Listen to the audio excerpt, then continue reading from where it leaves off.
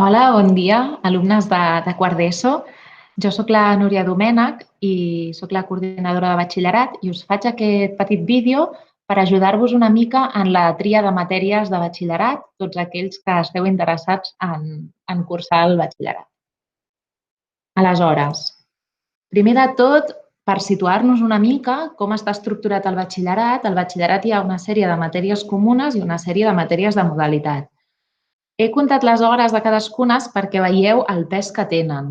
A l'inversa de l'ESO, a batxillerat, si us fixeu, les comunes sumen un total de 14 hores, mentre que les de modalitat sumen 16 hores. És per això que triar les matèries de modalitat del batxillerat és tan important, perquè realment és una part molt important de totes aquelles matèries que farem en el nostre dia a dia. Quan parlem de modalitat, ja sabeu que al batxillerat hi ha 3 modalitats. La primera és Humanitats i Ciències Socials, la segona és Científic i Tecnològic i la tercera és Artístic. Nosaltres al centre tenim la primera i la segona.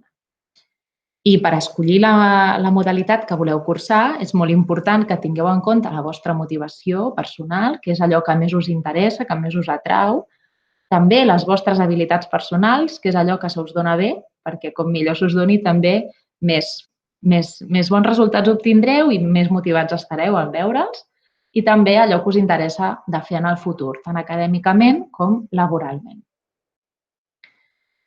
Les matèries comunes que hi ha a batxillerat, tant a primer com a segon, són català, castellà i anglès. A primer, a més, hi ha filosofia, ciències per al món contemporani i educació física. I a segon, a part de les llengües, tenim història i història de la filosofia. I després hi ha el treball de recerca, que sabeu que és una part molt important de batxillerat, que es comença a primer i s'acaba a segon. Respecte a les matèries de modalitat, sabeu que per cada modalitat hi haurà diferents matèries per escollir. Caldrà escollir entre aquestes matèries tenint en compte el perfil de l'alumne. Segons les modalitats, sempre hi haurà una miqueta d'opció i caldrà tenir en compte què és allò que us motiva més a vosaltres, què és allò que voleu estudiar després per poder trobar el millor camí per arribar al vostre objectiu. I heu de pensar que hi ha una certa flexibilitat. Ara jo us explicaré els 4 itineraris principals, però es pot adaptar una mica aquestes propostes a cada situació segons la situació de cadascú de vosaltres. Cadascú de vosaltres haureu de triar una matèria comuna d'opció, que aquesta està directament relacionada amb la vostra modalitat. Ara veureu quines són. Després heu de fer 2 matèries de modalitat que pertanyin a la vostra modalitat per força.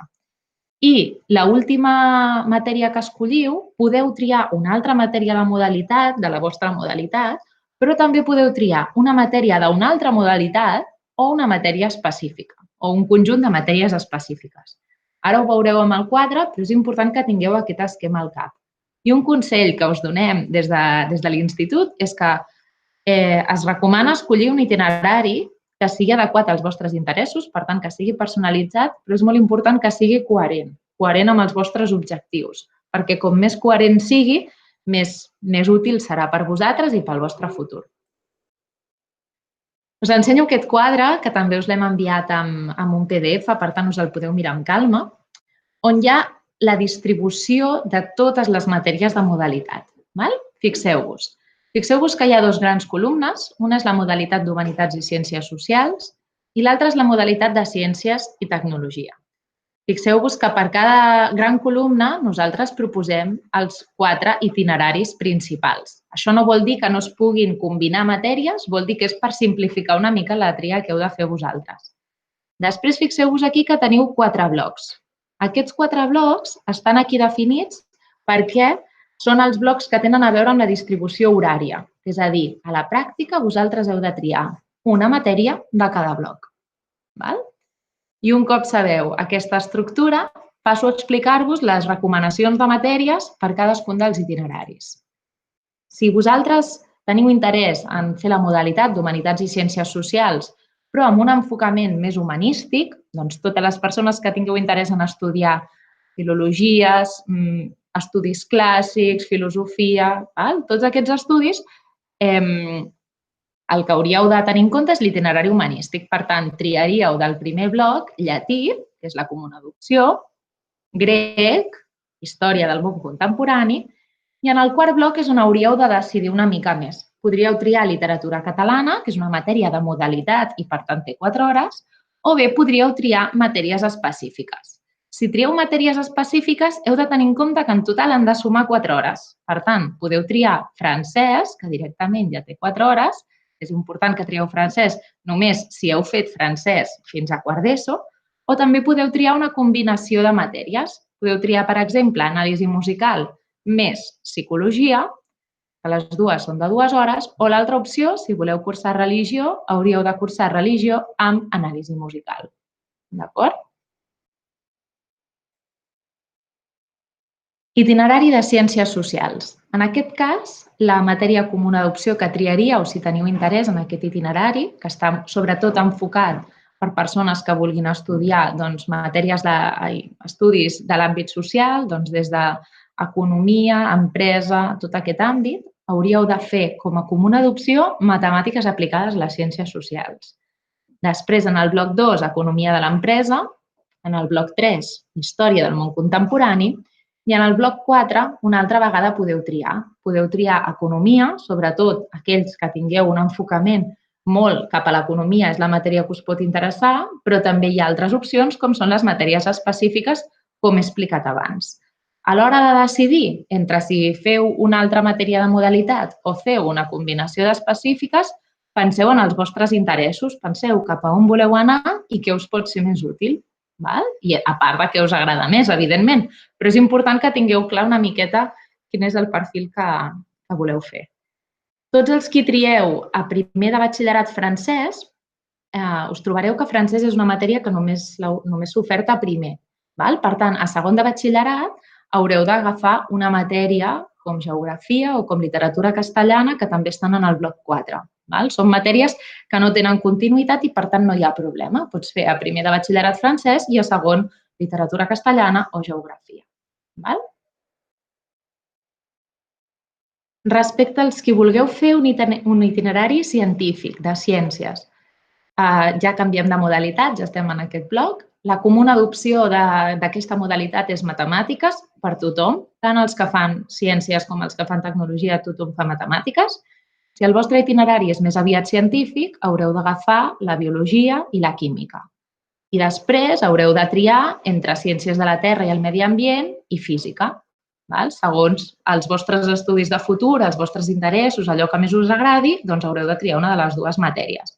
És veritat que també podeu triar matèries específiques. La combinatòria és igual que amb l'altra modalitat.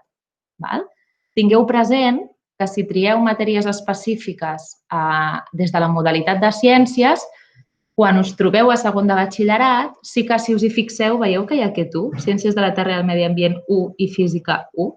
Doncs realment és perquè aquestes matèries tenen continuïtat a primer i a segon. Per tant, si algú triés el francès a primer volent fer a segon un itinerari de ciències, tindria diferents opcions. Podria agafar una matèria que no fos de l'itinerari científic a segon, això es pot fer sempre i quan faci la biologia i la química, o si volgués podria fer ciències de la Terra i el medi ambient, sabent que s'hauria d'esforçar molt perquè no ha fet la primera. La combinació seria possible, però sí que l'alumne ha de ser conscient que haurà de posar una mica d'esforç extra. En principi, si a segon vol fer física, no es recomana que faci a primer específiques, perquè sí que per fer física 2 és necessari haver fet física 1. Per tant, les opcions serien aquestes. I una persona que vulgui fer un itinerari tecnològic haurà de fer de comuna d'opció matemàtiques, tecnologia industrial, dibuix tècnic i física. Aquest és l'itinerari general. Hi ha alguns casos, si algú té un interès molt específic en una enginyeria química, per exemple, que li pot ser més interessant fer la química en lloc del dibuix tècnic. Això són casos concrets. Nosaltres us diem, en general, la gent que tingui un perfil tecnològic, aquest és el camí més habitual, però llavors, segons la casuística de cadascú de vosaltres, ens podeu comentar i podem veure quina variabilitat us interessa més. En aquest cas, sí que és veritat que amb l'itinerari tecnològic recomanem no agafar específiques perquè per la pràctica totalitat d'estudis futurs necessitareu fer la física. Aleshores, perquè totes les enginyeries i estudis de l'àmbit de tecnologia ho demanen. Aleshores, per això és l'únic itinerari que està més tancat per la pròpia distribució de les matèries. Heu vist que aquí sota posava estar de l'empresa, no ho he comentat en cap cas. Aquesta matèria us demanarem en el formulari que us enviem que ens indiqueu si us interessa. És una matèria que està orientada a que l'alumne conegui la realitat del món laboral. Té un bloc teòric per entendre com s'estructura una empresa i quins són els seus principis i té un bloc pràctic que consisteix en fer unes pràctiques a una empresa. No són unes pràctiques molt llargues, però sí que és unes pràctiques suficients com perquè tingueu un primer contacte amb el món laboral. Us demanem l'interès perquè encara no podem garantir ni amb quin horari es farà, però la idea és que pugui ser compatible amb els diferents itineraris. De manera que si us interessa aquesta possibilitat, doncs ens la marqueu. Heu de pensar que a l'institut, com que també tenim cicles formatius, ja tenim contacte amb algunes empreses que potser us sonen, que potser us semblen interessants. Algunes són de l'àmbit del comerç, com MediaMarkt, Abacus, diferents empreses, i pensem que us pot interessar a molts de vosaltres poder fer aquesta matèria pel fet que pels seus objectius en si, pel fet de conèixer una empresa i tenir un primer contacte en aquest món i també és una matèria que us pot complementar molt els vostres estudis. Realment, tot i que intentarem que sigui compatible amb tots els itineraris, pot ser que els d'itinerari de socials sigui un valor afegit important. A part, compta com una matèria més. Al batxillerat totes les matèries compten igual, tant si són de 2 hores, de 4, per tant, us pot interessar també. Quins criteris us recomanem que seguiu a l'hora d'escollir les matèries que matriculeu? Doncs bé, primer de tot l'interès, perquè és la base de tot, el vostre interès personal en uns estudis concrets o en un coneixement concret. També heu de tenir en compte la vostra habilitat. Una persona que una matèria li costi molt, li costi moltíssim i ho passi molt malament, per molt que li interessin els conceptes que hi ha al darrere, doncs s'ho ha de plantejar. No diem que no ho pugui fer, però que en sigui conscient perquè si després està patint molt, doncs pot ser difícil per a aquesta persona d'assolir-ho.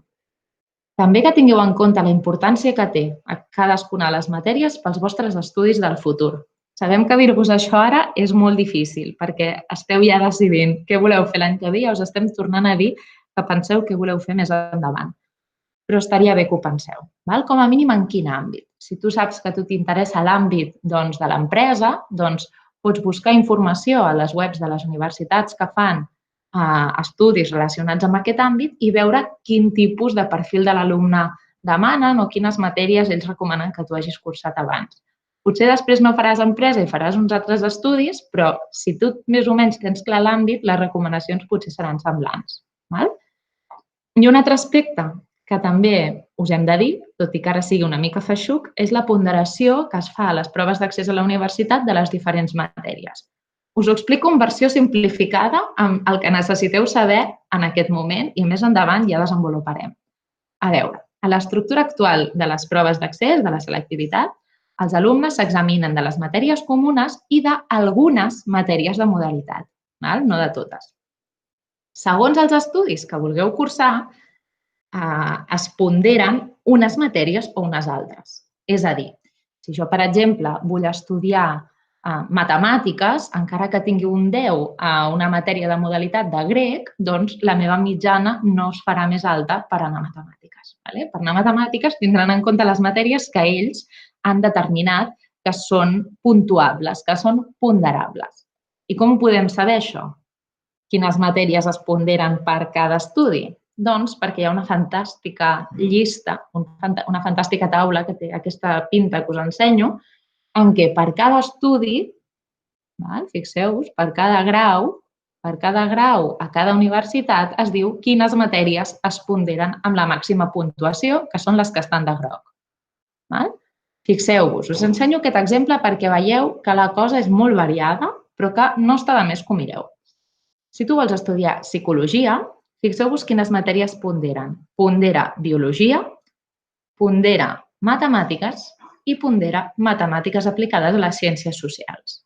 Per tant, com que haureu de triar al fer les PAU 2 matèries que ponderin, doncs és important que tingueu això en compte perquè seria interessant si voleu estudiar psicologia en el futur, que ho tingueu present i que us matriculeu d'aquestes matèries ara al fer el batxillerat. En canvi, fixeu-vos en el següent cas. Si voleu estudiar publicitat i relacions públiques, ponderen un munt de matèries. Pondera cultura audiovisual, economia de l'empresa, disseny, grec, història de l'art, literatura castellana, catalana, llatí, matemàtiques. Ponderen tantes matèries que realment aquest alumne podríem dir que no s'ha de preocupar perquè gairebé escollir un batxillerat o un altre, gairebé segur que tindrà prou matèries com per aconseguir que dues li ponderin pels seus estudis de futur. Per exemple, l'últim exemple que tinc en aquest quadre és el de química. Fixeu-vos, química només ponderen 3 matèries, que és física, matemàtiques i química. Una altra vegada és bastant lògic. Per tant, fixeu-vos que aquest quadre de ponderacions, per trobar-lo l'únic que heu de fer és anar a Google i clicar ponderacions PAU 2021, les del 2022 encara no hi són, però normalment no varien molt, doncs deia, en aquest quadre de ponderacions busqueu els estudis que us interessen, encara que siguin uns quants de diferents, i aneu-vos fixant una miqueta si en algun hi ha moltes restriccions.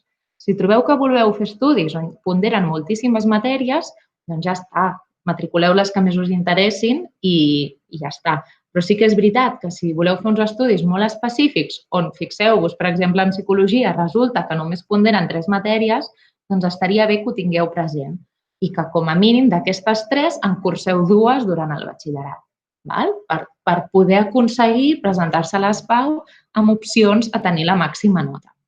Això que estic dient ara és una recomanació general. Si algú de vosaltres, al mirar això, té dubtes, ens pot escriure també. Però crec que en general està bé que sapigueu, com a mínim, que això existeix, perquè si després, si no us ho diem i us n'adoneu després, doncs pot ser que us emporteu una sorpresa negativa de donar-vos que els vostres estudis no us permeten accedir a aquells estudis que us interessen. I bé, espero que us hagi ajudat aquest vídeo. Si teniu dubtes concrets sobre el vostre itinerari, ens podeu consultar tant a la Mar Martín com a mi, com també als vostres tutors. I espero que vagi molt bé la matrícula i que ens veiem l'any que ve.